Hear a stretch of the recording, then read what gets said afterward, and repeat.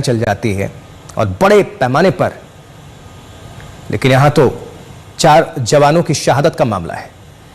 दुश्मनों ने, आतंकवादियों ने उनके सहयोगियों को छीना है।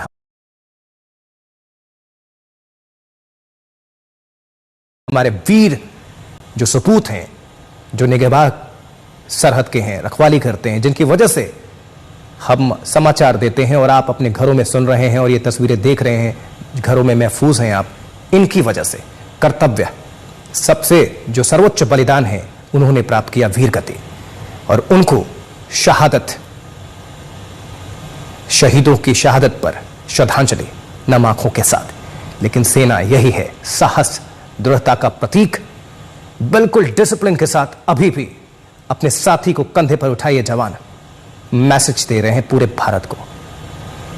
आतंकियों का बस इंतजार है कि कब वो घड़ी आएगी जब उनका खात्मा होगा, जिन्होंने हमारे जवानों को शहीद किया। सुनील जी भट्ट का रुख करेंगे, हमारे सहयोगी, हमारे संवाददाता जुड़े हुए हैं। सुनील, तस्वीरें भी दिखाएं, जानकारी भी पहुंचाएं।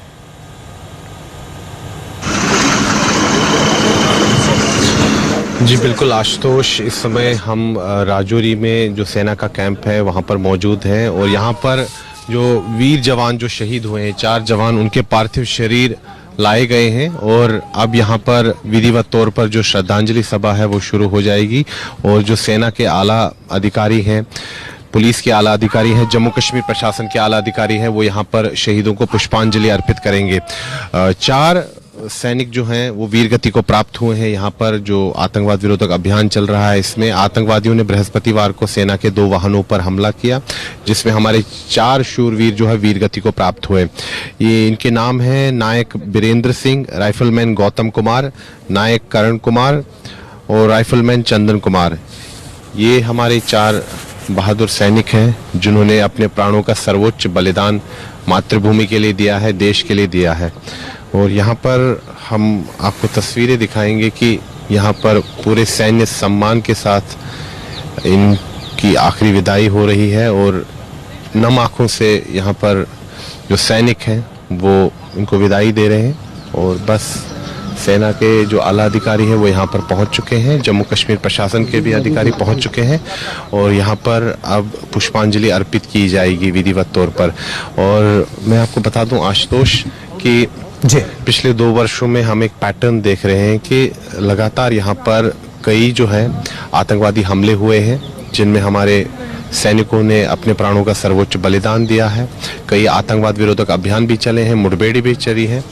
लेकिन जिस प्रकार से ये जो क्षेत्र है, पीर पंजाल के दक्षिण का क्षेत्र, यहाँ पर पिछले 2 वर्षों में हम एक पैटर्न देख रहे हैं कि आतंकवादी गतिविधियां काफ़ी बढ़ चुकी हैं। ये काफ़ी चिंता का विषय है और इसीलिए सुरक्षा बल जो है, सुरक्षा एजेंसियां जो है वो भी रणनीति में बदलाव ला रही हैं। और प्रयास यही है कि जितने भी आतंकवादी जंगल के इलाके में छिपे हुए हैं, दोनों सीमावर्ती जिलों में, राजौरी में भी, पुंछ में भी, उनको जल्द से जल्द ढेर किया जाए, उनका खात्मा किया जाए। और आशुतोष, मैं आपको बता दूं कि हमारी जो बात हो रही है सूत्रों के हवाले से, उन सूत्रों ने हमें बताया है कि 15 से 20 आतंकवादी अभी भी पहाड़ों में छिपे हुए हैं राजौरी और पुंछ जिलों में, और ज्यादातर आतंकवादी ये पाकिस्तानी है। यहाँ पर देखिए जम्मू कश्मीर पुलिस के जो आला अधिकारी हैं वो यहाँ पर पुष्पांजलि अर्पित कर रहे हैं। ये तस्वीरें हम आपको दिखा रहे हैं। यहाँ एसएसपी राजौरी ने ये जो है अपने श्रद्धा सुमन अर्पित किए हैं इन 4 शहीद जवानों पर। और अब यहाँ पर जो राजौरी जिला के उपायुक्त हैं वो भी यहाँ आए हैं, वो भी अपने श्रद्धा सुमन अर्पित कर रहे हैं। तो एक एक करके जो आला अधिकारी हैं वो शहीदों को नमन कर रहे हैं, उनके बलिदान को नमन कर रहे हैं। और आशुतोष, समूचे राष्ट्र को देखना चाहिए कि किस प्रकार से हमारे सैनिक जो हैं बड़ी ही विषम परिस्थितियों में कार्य करते हैं, वो अपना बलिदान देते हैं, इसीलिए हम अपने घरों में सुरक्षित है, इसीलिए राष्ट्र जो है सुरक्षित है। तो कल क्रिसमस का त्योहार भी है, कोई भी त्योहार हो, अगर हम खुशियों से मनाते हैं, वो उसका कारण यही है कि हमारे सैनिक सीमा पर डटे हुए हैं। दुश्मन जो भी साजिश साजिशें करता है, उन साजिशों को विफल करते हैं हमारे बहादुर सैनिक। तो पूरे देश को ये देखना चाहिए, ये याद रखना चाहिए कि जो हमें आज़ादी है, जो हमें आज़ादी मिली है, जिस प्रकार से खुशियों से हम अपना जीवन व्यापन करते हैं, सुरक्षा से घरों में हम चैन की नींद सो पाते हैं, उसके पीछे बहुत बड़ा बलिदान होता है हमारे सैनिकों का। बिल्कुल यहाँ पर नम आंखों से विदाई दी जा रही है। आला अधिकारी जो है सेना के, वो भी एक एक करके यहाँ पर अपने जो है श्रद्धा सुमन अर्पित कर रहे हैं। आशुतोष, ये तस्वीरें हम आपको यहाँ राजौरी के सेना कैंप से दिखा रहे हैं। इससे बड़ा बलिदान नहीं हो सकता, इससे बड़ी कुर्बानी नहीं हो सकती। सर्वस्व जिसे कहते हैं न्यौछावर करना, देश के लिए, अपनी वतन की मिट्टी के लिए। इनके माता पिता, इनका पूरा परिवार देख रहा होगा इस वक्त गर्व से, क्योंकि इससे बड़ी कुर्बानी हो ही नहीं सकती। आपने अपने प्राणों की आहुति दे दी अपने देश की सुरक्षा के लिए। यह तिरंगा ओढ़े, यह सबसे बड़ा सम्मान होता है। जब सैनिक, जब फौज में जाता है, जब फौजी वो ये ठान कर इस देश के लिए सब कुछ करेगा और अपना जो सर्वस्व बलिदान है, जो न्यौछावर है, वो देश के लिए, भारत माता के लिए कुर्बान करेगा। सबकी एक इच्छा होती है, लेकिन ये बहुत दुखद। लेकिन बस इस उम्मीद में और इस इंतजार में वो ब्रेकिंग न्यूज भी हम पहुंचाएं कि जब जो ये आतंकी थे जिन्होंने हमारे सेना के जवानों को शहीद किया है, उनकी भी ब्रेकिंग न्यूज जल्द आए, आप सभी तक पहुंचाएं, ये भी हमारी इच्छा है। आगे बढ़ते हैं। सिवान में सरेआम ओवैसी की पार्टी के जिलाध्यक्ष को गोली मार दी गई है। अभी एक वजह साफ नहीं हुई है, लेकिन जिस तरीके से कत्ल हुआ उसे नीतीश सरकार पर सवाल उठे हैं। अभी तक किसी की गिरफ्तारी नहीं हुई है। ये तस्वीरें आपको दिखा रहे हैं सिवान की खबर। AIMIM नेता की हत्या के बाद तनाव है इलाके में।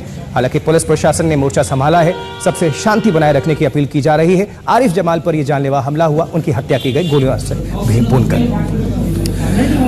ज्यादा जानकारी के लिए आदित्य वैभव का रुख करेंगे, हमारे साथ हमारे सहयोगी जुड़े हुए हैं। आदित्य, क्या खबर है इस मामले को लेकर, क्या अपडेट आपके पास, पुलिस क्या कह रही है और क्या किसी की भूमिका अभी सामने आई है?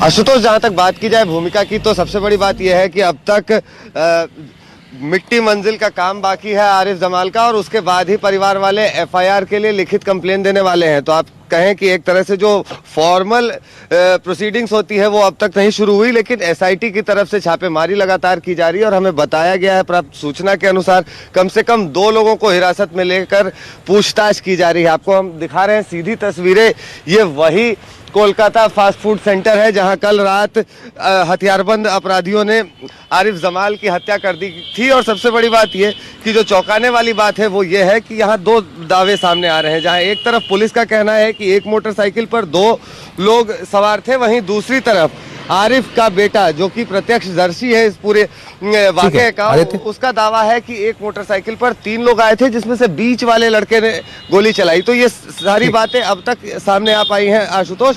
बड़ी बात यह है कि FIR होने के बाद, चलिए आदित्य, नजर बनाकर रखिएगा। बहरहाल आपका बहुत बहुत शुक्रिया इस पूरी खबर पर जानकारी पहुंचाने के लिए। तो हर बड़ी खबर पर नजर है, छोटा सा ब्रेक लेना होगा। आप बने रहें, देखते रहें आज तक, और आज तक पर खबरें लगातार जारी।